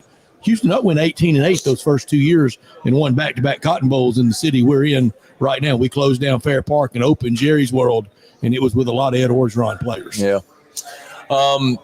At LSU, it's just a matter of who you ask. I mean, listen, there's no secret that Ed and I didn't gel. I don't really have anything personally against him. I didn't think he ever should have gotten the job, made that known publicly, and he never forgave me for it. I mean, I'm not saying anything I haven't said before. I mean, I was blacklisted from the LSU athletic department. So take what I say with a grain of salt, but there are people who are going to love Ed because he was the coach of the 2019 team. And it's a powerful team. It was. I would argue it's the greatest college football team ever. And I think it's a good argument. I think that argument's only going to grow stronger with the amount of guys from that team that go on and have great NFL careers. So what's amazing about that, though, is preseason, there were only 4 guys predicted to be drafted. And I think 16 ended up drafted, or 14 or 16. I think it was 14. But it was even when you compare it position by, I've had this argument as well, like with Ryan Clark and Clinton Portis, incidentally, who was on that 01 Miami team. Yeah. LSU's 19 team was a better team than 2001 Miami. The more talented Miami team actually was the 03 team when all those guys had matured and been seniors. Like, for example, Willis McGahee, he was on the team in 01, but he never played. In any event, Ed's legacy is of course he won the national championship, and even someone like me who thinks he should have never had the job and it ended in as spectacular, horrific fashion as you'd expect. I would take all the bad that went along with Ed for that one. No question. Give me the 4 years of what in the hell was that for oh my God, what was that? You know what I mean? So, but what coach has been at LSU when you had time? You just say, well, what was that? I mean, seriously. I mean, you look at how they lost to Auburn through 8 interceptions. Yeah. That was the 94 game with Curley. Yeah. Then you go back in a draw. Well, why? They would have won if they hadn't thrown the ball one time. They'd have won the game. Yeah. Forget not throwing it at the end. I mean, they just. There's no way Auburn was going to score except on interception. Then you go to what game was it when playing Auburn and they throw that? Was Les coaching then? The Demetrius Byrd playing Yeah, end zone. I mean, yeah. That was 2007. Yeah, I mean, there are a lot of times you were like, "What are we? I mean, when Connor was there, I mean, what are we doing?" Yeah, Les was odd. Yeah, Yeah, you want to know why? But guys, like one of the reasons why the LSU job I think is always going to be desirable is like the last 3 coaches have won national championships, and 2 of them were named Les Miles and Ed Ogeron. Yeah. Like there is so much talent in that state. If you No, recruit there's no the state, question about that. if you recruit 100%. the state, you can win at the highest level. Well, 3 of the best players south of I-10. Well, hell, they're 3 of the best linebackers Alabama had went to school at University Lab. Yeah, Christian Harris, Dylan Moses. Who am I forgetting? Oh, there's one other one. Moses. Anyway, yeah. One of them went. Tim Williams was the UI guy. Yeah, Tim Williams. But there's another one went from University Lab to down to the Florida school. Oh, what's it called? The IMG. The IMG, and then came to Alabama. You mentioned linebackers. Don't forget DJ Fluker was from New Orleans. Yeah. Now he ended up at Foley after because Katrina. of Katrina. Moses. Yeah. I said Moses, Christian Harris, and I can't remember the third. Will one. Anderson? Or, no, that comment. But there was a time before NIL, LSU's recruiting budget was 2 tanks of gasoline. That's all they needed. You could fan out and get all. Remember when they were losing Marshall Falk and Neil Smith to places? Yeah. Peyton Manning, Reggie Wayne. I mean, Travis Minor wore it done. I mean, that was the problem. They kept, and then when LSU got Kevin Falk to stay home in '95, that's looked at as sort of a turning point moment in the history of the program where the best player stayed home and made it cool to go to LSU. And DiNardo got a lot of those recruiting wins, but he couldn't win. But big. Coach Saban, Coach Saban built. Yes. I mean, when I went to see the facilities when Connor was being recruited to walk on, basically, it was unbelievable. He had already built LSU, and Les Miles gets there, and all he has to do is just get them to come to visit because they had the best facilities in the conference. Yeah, a lot of people probably don't know this. This might be really interesting for your audience. Like everybody has a football operations center now. Everybody does. Right. Yeah. When Nick Saban got the LSU job, that was unheard of, and Nick built the football operations, or he started the construction for it, and then he took the Dolphins job. So Les actually moved into the building, but it was the first only football ops building. I mean, everybody has them now, but that goes to show you the foresight that and how far advanced Nick was from everybody. And he's the one, and their facilities for the educational center. Yeah, the Center for Student Athletes. Yeah, I mean, and all the tutoring, all that, everything that he did at Alabama that we thought was he'd already done at LSU. It's why LSU got such a head start on everybody. Yes. I mean, people don't. I am curious. Maybe y'all can shed some light. I'm curious how people will ever nationally will think of Nick's time at LSU, or if they will even think of Nick's time at LSU. He won a national championship, right? Yeah. And he turned that. I mean, DiNardo went 3 and something the last year. Nick comes in, struggled the first year, just like at Alabama. Boom. It was the most revolutionary hire in the history of the SEC to hire the guy from up there, from Michigan State, to bring him to Louisiana. Well, I'll never forget the first time I heard Nick Saban speak. I was exercising outside of Detroit. I was up there with some clients, and I went to exercise, and I'm sitting there, and the TV's behind me, and I changed machines so I could watch because what he was saying was impressing me, obviously, not even thinking. When they LSU hired him, I said, this guy can coach. I mean, I'd listen to him, what he was saying, and it's like now when he says, he just demands attention. Yeah. Because everything he says, or most everything he says, makes a lot of sense. I'd put him in charge of anything. Yeah. And he ought to be in charge of football. Well, I'd like to fast forward to this year because actually for the first time and the longest time, at least for me, I have higher expectations for Ole Miss than I do for LSU. I think that's fair. I mean, it should be. I always look at. I don't know how you feel The about game's at Tiger Stadium, though. Well, and I don't even know that it's necessarily just that game. The way that for any team, if I'm looking at a preseason expectation, I always say who has the fewest questions against the most manageable schedule. Yes. And like when I look at LSU, I look at you're losing your Heisman winning quarterback, 2 first-round picks at receiver, your Broyles Award finalist offensive coordinator. Your defense last year was literally statistically the worst defense in the history of the program. You won 9 games. They got to the bowl 110. And I think there's a lot of talent at LSU. There's reason to believe in them. But if I'm asking who has the fewer questions, it's not even really comparable. And then I think obviously Ole Miss has to play Georgia and at LSU. But aside from that, the Ole Miss schedule is very manageable, which is why I think looking at Ole Miss as a team that should be a 10-2 football team is quite realistic. 4 Ole Miss road SEC games. Hadn't won at Fayetteville since 2008. Hadn't won at Gainesville since 2008. Hadn't won in Baton Rouge since 2008. And hadn't won at South Carolina since 2004. Well, I'll say this. You haven't had the players you've had this year ever. Yeah. And from what I understand is the defense is going to be special. It's so much that they didn't have a spring game because they didn't want to get anybody's feelings hurt. That's what I heard.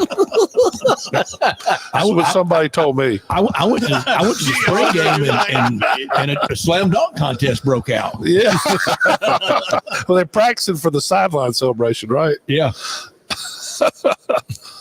But so also have some insight for LSU. And what I understand, first of all, y'all hired the best, in my opinion, one of the, if not the best, one of the best defensive line coach in the country. And Bo Davis. Yeah. And whatever is the situation now at defensive line, it's going to get better.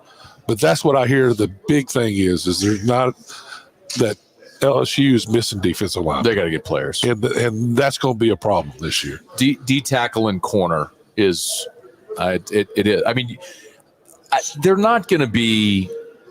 God, they just can't. They just can't be as bad as they were a year ago. I was fortunate. If I had lunch with Coach Pete Jenkins a couple of weeks ago when he was in Baton Rouge. Yeah, and we talked to Pete. Yeah. I love that guy. I love him. He's an amazing guy. And I was asking him about remember last year, about halfway after the Ole Miss loss, when LSU gave up 55 and lost 55-48 or whatever it was. They brought in Coach Pete kind of to help with the defensive line for the second half of the year. And one of the things he told me, said, Matt, one of the first things we did when we get in there, I'm looking at them lining the stances, and they're 1.5 yards off the ball. And, I mean, his whole thing is an index card. He wants to be able to put an index card between the helmets. He's like, just think of 1.5 yards. He's like, that's another step and a half to get to the quarterback, just if you're timing it and what it takes. He's like, they were already starting at a disadvantage. I mean, so just like little things that Bo will be able to do, I think are going to make them more functional. But there's nobody on that defensive line that looks like Walter Nolan, for example. They don't have NFL talent at corner or at defensive tackle. And the linebacker, inside linebacker last year, they were playing a freshman and a transfer that they weren't ready to play. No. Well, I think Whit Weeks, the freshman, he got better. He's getting better. Upside. Yeah, I agree. Greg Penn, they need him to be a 3-down backer. Maybe the most interesting. I don't know. I think this might be the most interesting defensive conversation in the league is, Harold Perkins, who everybody knows who Harold Perkins is. He's been this amazing edge rusher. They're moving him to off-ball linebacker. He's switching positions to be a 3. He's bulked up and he's going to play 3-down linebacker. So it's like, okay, you're going to take this super dynamic edge rusher and change positions because he wants to be a 3-down guy in the NFL. So how does that go? That's a big risk, for a guy like that. No doubt. Guys, I can't tell you, this has been a lot of fun. Even with me fumbling around here. I think you did an amazing job. On the fly, Steve, it was impressive. I don't know if the audience was aware, but Brett's mic wasn't working at the start. So Steve was sitting here like hosting, engineering. They knew. Full scramble. They knew. Is this camera on? Yeah. Okay, so they were watching him just come. They were watching me hold my mic up to Brett's mouth so he could hear whatever it takes. And I appreciate hey, man. I couldn't hear Brett, but everybody was acting like we could hear him. The show must go. I could hear Brett, but it's not through my headset. I could see it right next to him. Oh man. Well, that was magnificent. I can't thank you guys enough. Let's go ahead and take a timeout. We'll be back to wrap up day number 1 of SEC Media Days.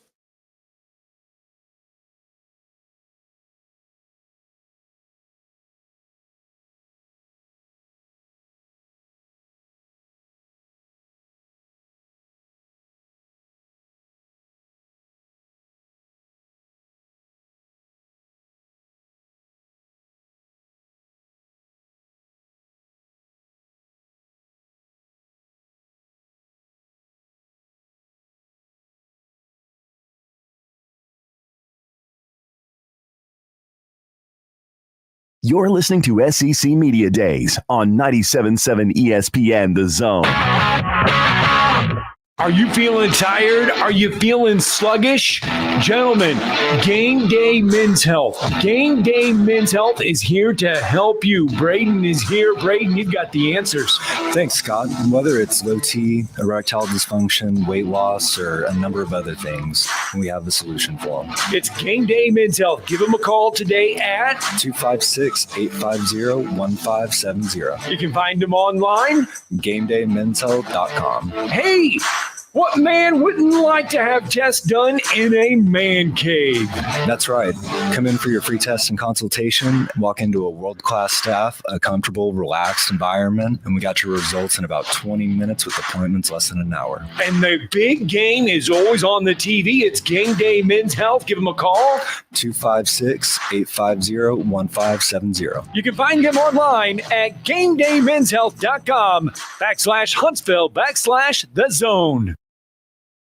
AL cert number 21014. As the summertime approaches, and if you are in the business for a new air conditioning unit, only one place to call, Talon Heating and Air. Thomas from Talon Heating and Air with us. Thomas, this is the time. That's right. People are needing HVAC, air conditioner repairs done left and right, and we're here to serve. Talk about the services that Talon Heating and Air can provide. So Talon Heating and Air, we can come out, we can fix your unit, we can replace your unit, or we can just do maintenance on your unit. We cover all aspects of anything to do with your house and HVAC, from mini splits to gas pack. In the name of free, Talon Heating and Air offering several free things. That's right. We're offering a free second opinion. We always offer that year round. And then we're also offering a free service call with a repair during regular hours. So okay, it's Talon Heating and Air. Give them a call at 256-503-4490. You can also find them online at talenthvac.com. Give Talon Heating and Air a call today.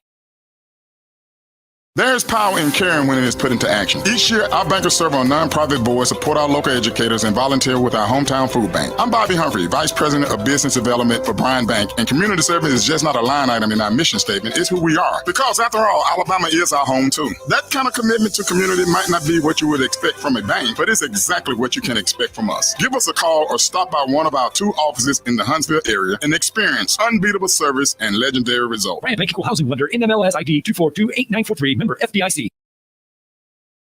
You want the right specialist for your recovery. At SportsMed Orthopedic Surgery and Spine Center, we understand every body is different. Your muscles and bones are unique, as is your body. Our SportsMed specialists offer innovative treatments and minimally invasive procedures, allowing you to quickly return to the life you love. Locations in Huntsville, Madison, Athens, and Decatur, and on the web at sportsmedalabama.com. Improving performance, improving lives.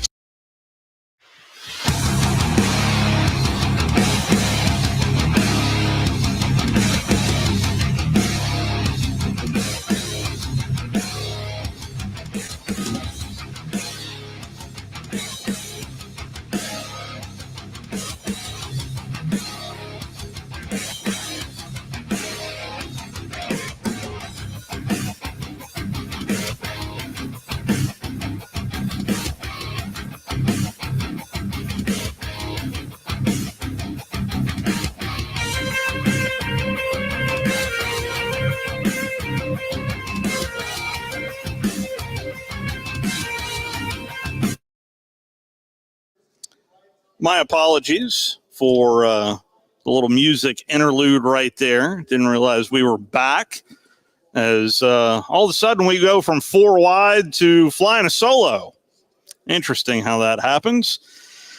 The commissioner spoke, and we also have heard from Brian Kelly, a little bit of Lane Kiffin. So I asked the last question to Lane Kiffin, and I missed an opportunity. I missed a huge opportunity because of how the commissioner started his intro to the Ole Miss head coach. Here is. Good afternoon. Lane Kiffin is in his fifth season at the University of Mississippi and has led the Rebels to 4 consecutive bowl berths, including 2 in the New Year's Six group. Finished last year with 11-2 overall record, including a Peach Bowl victory over Penn State. There are 2 head coaches in the history at Ole Miss who have had multiple 10-win seasons, Johnny Vaught and Lane Kiffin. Lane has become an avid pickleball player. Lane is the only person I know who's not injured himself playing pickleball. I mean, gave me the perfect segue. The perfect segue. And I fumbled it. I really did. Well, you took my question. I was going to ask about Wesley Neighbors if they called on me, but you were the lucky one. So that's where you were going to go. Oh, yeah. So I was expecting a little bit more out of Lane because this defense, as we just kind of chronicled right here. Circumstances, my friend. Yeah. I mean, when you lose your father, you got your mind on other things. I get it. I really do. I understand it. But especially when you have the kind of relationship they had. And Monty helped him throughout his career. Monty helped a lot of coaches. I mean, you think about Shane Beamer this morning before lunch talking about he wrote Monty Kiffin a letter, and Monty Kiffin called him, and they talked for 20 minutes. Yeah. So, I mean, Monty Kiffin was a guy everybody respected. I mean, when I was in college, I had a poster of that Bucks team on my wall. That's one of the greatest defenses in NFL history. In case people don't know how that was set up so well for me, Wes, as you can probably see, has a brace on his leg. Right. It is because of a pickleball injury. Mm-hmm. So, nonetheless, I did ask about the defense, and I asked about the secondary in particular, and here is what the Ole Miss coach had to say. Yeah, Coach Neighbors has done a great job. Was familiar with him he was at Alabama when I was on Coach Saban's staff there, and then we brought him to FAU, and then here. He does a great job. I'm excited about our defense, because there's a lot more new parts on defense and offense. So just excited to see them play together and how we're going to use them exactly, because there's some really unique players that we added in there. So, Kiffin, thank you for your time today. Yeah, all right, guys, thank you. Have a good week. So but that's just me. I was trying to set this up so Wes could hear this right out of the gate, because I'm sure he's been engrossed in his day job of the. Let me see whether or not I can let you listen to how the commissioner introed Lane Kiffin as Wes now pops on the headset. Let's see if I can't do this one more time. Has become an avid pickleball player. Lane is the only person I know who's not injured himself playing pickleball. So I asked a question to Lane, and my follow-up to asking about the secondary coach was going to be, do you have any tips for someone who has injured themselves in pickleball? That'll be my first question in the teleconference. Everybody I know is limping that plays pickleball at my age. That's for sure. I think it's an age thing. Brought to you by orthopedic centers all across the country. Anyway, this has been a lot of fun today, and we do need to take our final time out. So let's go ahead and do that right now. We'll wrap up day one, preview day two. The Georgia Bulldogs are coming up tomorrow.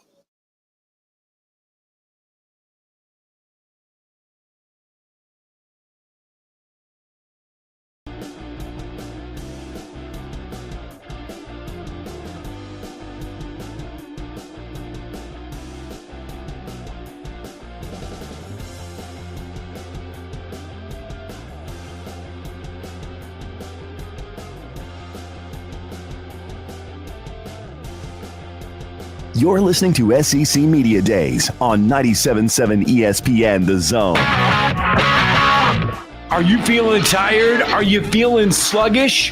Gentlemen, Game Day Men's Health. Game Day Men's Health is here to help you. Braden is here. Braden, you've got the answers. Thanks, Scott. Whether it's low T, erectile dysfunction, weight loss, or a number of other things, we have the solution for them. It's Game Day Men's Health. Give them a call today at 256-850-1570. You can find them online. GameDayMen'sHealth.com. Hey! What man wouldn't like to have tests done in a man cave?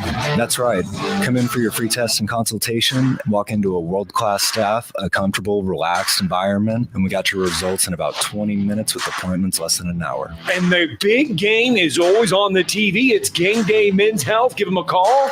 256-850-1570. You can find them online at GameDayMen'sHealth.com/Huntsville/The Zone.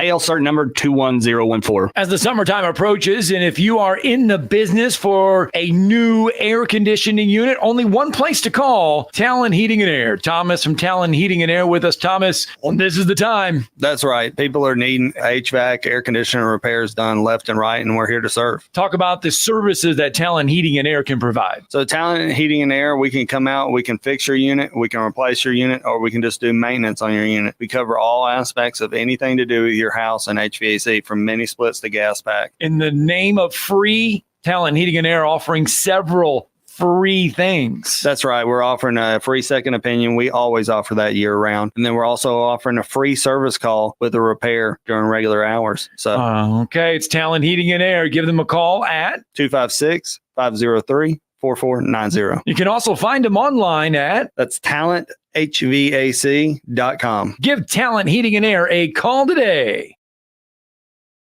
There's power in caring when it is put into action. Each year, our bankers serve on nonprofit boards, support our local educators, and volunteer with our hometown food bank. I'm Bobby Humphrey, Vice President of Business Development for Bryan Bank, and community service is just not a line item in our mission statement. It's who we are. Because after all, Alabama is our home too. That kind of commitment to community might not be what you would expect from a bank, but it's exactly what you can expect from us. Give us a call or stop by one of our 2 offices in the Huntsville area and experience unbeatable service and legendary results. Bryan Bank Equal Housing Lender, NMLS ID 2428943, member FDIC. You want the right specialist for your recovery. At SportsMed Orthopedic Surgery and Spine Center, we understand every body is different. Your muscles and bones are unique, as is your body. Our SportsMed specialists offer innovative treatments and minimally invasive procedures, allowing you to quickly return to the life you love. Locations in Huntsville, Madison, Athens, and Decatur, and on the web at sportsmedalabama.com. Improving performance, improving lives.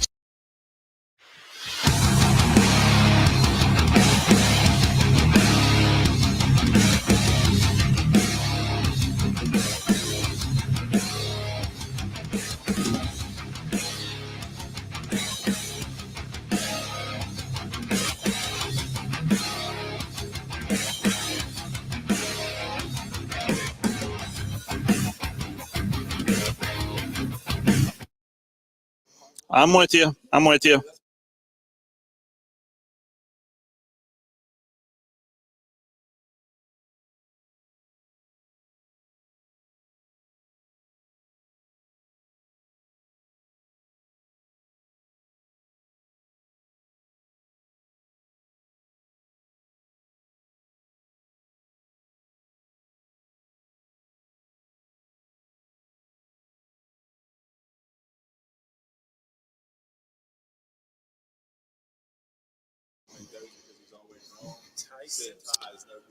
A very entertaining day number 1 has concluded. A full day here in the Big D. It was LSU, South Carolina, Ole Miss, and Vanderbilt. And South Carolina,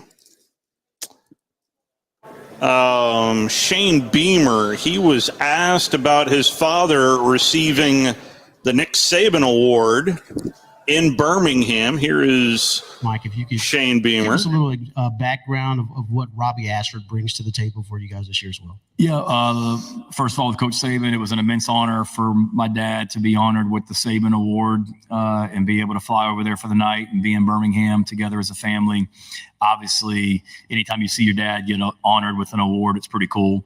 But to be honored by Nick Saban was extra special, just because the immense amount of respect my dad has for Coach Saban, but what I have for him as well. You know, it was different walking into SEC head coach meetings for the first time in February back in Birmingham and him not being in that room because of what he's meant to college football and how much respect I have for him. And now he's one of you guys here at this event also. So that was a really cool night. And thanks to Coach Saban and Terry for honoring my dad on that. And then Robbie Ashford. Robbie has really grown and done a great job since he came to our program in January from Auburn. You talk about a guy that's a great young man, extremely athletic, you know, hence his baseball career, what he's done as a football player. He started games at the SEC.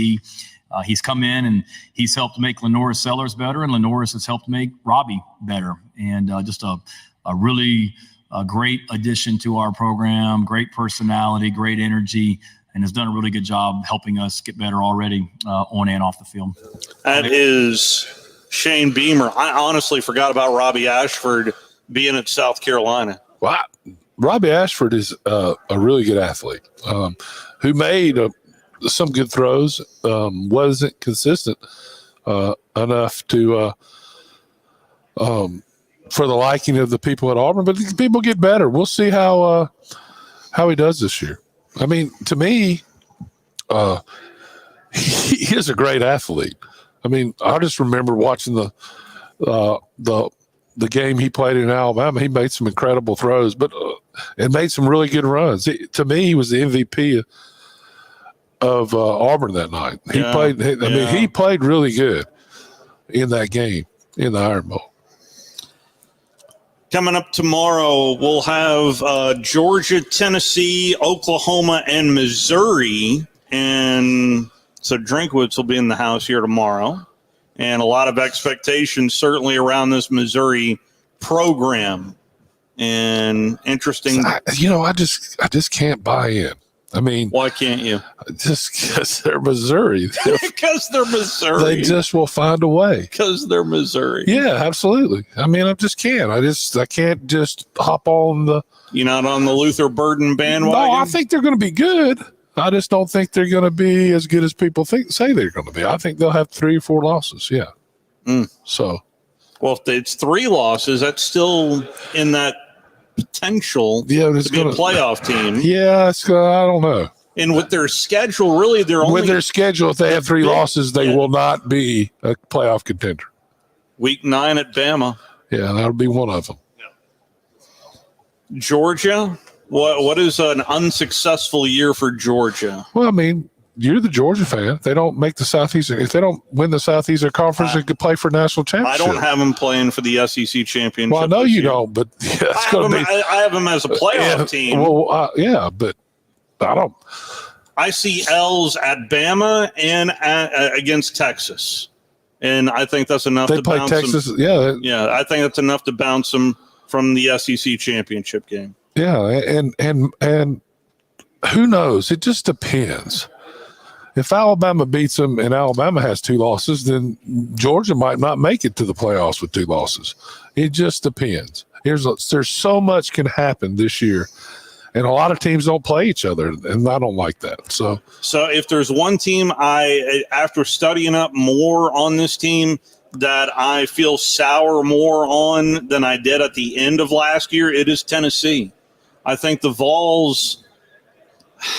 Well, I have a lot of questions. So I think Tennessee is going to be good enough to beat any of the top teams, but they're just not going to have the depth or the players to win. They're going to lose 2 or 3 games easy. The Tennessee Oklahoma. They're going to have a good. They're going to have a good quarterback. That's going to tell. The Tennessee the first game is so important. Especially a conference game. The first game is so important to win. Yeah. If you don't win that, it's hard to. It's at Oklahoma. it's going to be, it'll be hard for Tennessee to win that game. No question. And Oklahoma's going to be better, but how much better, right? The offensive line in particular brings back so much depth along the starters and quality depth along that offensive line. You have to bring that into the equation for Brent Venables. Yeah, but the first game doesn't matter. Depth doesn't matter, right? I mean, you're right. Later on the season, that pops it does. up in late October and November. Yeah. So there's no doubt about that. I think Alabama's going to have the best offensive line. I think that gives them a chance. Do you really? Oh yeah, Booker, those guys. Those are. Look, the 77 has in my opinion, to be one of the best offensive linemen in the history of in Tuscaloosa. You have Booker, you have the tackle returning now. Yeah, that's a big key. That's why all they were missing in the spring, in my mind. They had to have a left tackle, and then look what showed back up. So I think that if they can stay healthy, those guys can stay healthy. Alabama's offensive line is going to be the real deal. And that's why I give them a chance to win all the games. And I chance. I don't. I still think that they're going to have trouble early with this team. It's going to be interesting to watch them play Georgia. If there is one piece of news, tangible news that came out today, it came from Commissioner Greg Sankey saying that next year's Media Days is back in Atlanta, back over at the College Football Hall of Fame. Well, I enjoyed Atlanta. We've had. I mean, it's closer. It's easier to get to. It's a long way out here. A little closer of a drive. Yeah, a little bit. Yeah, and we're more familiar with it. It's hard not to like the College Football Hall of Fame. Yes. Although, I mean, the Big D. No, this is pretty. Now nice. This is nice. It's just a long way away. Yes, it is. Not easy to get to, but unless you're in a car with Drew DeArmond. If you're in a, by the way, Drew, you probably need to sell your services. Yeah, the Breakfast of Champions. Because I really thought that Arkansas, the state of Arkansas, was going to feel like the state of Texas. But I'm telling you, this man is entertaining for your car ride. I'm just telling you, it was fantastic yesterday. That and we watched Smokey and the Bandit last night. Some bitch. They'll be on tomorrow morning. Buford T. Justice. Total lack of respect for the law.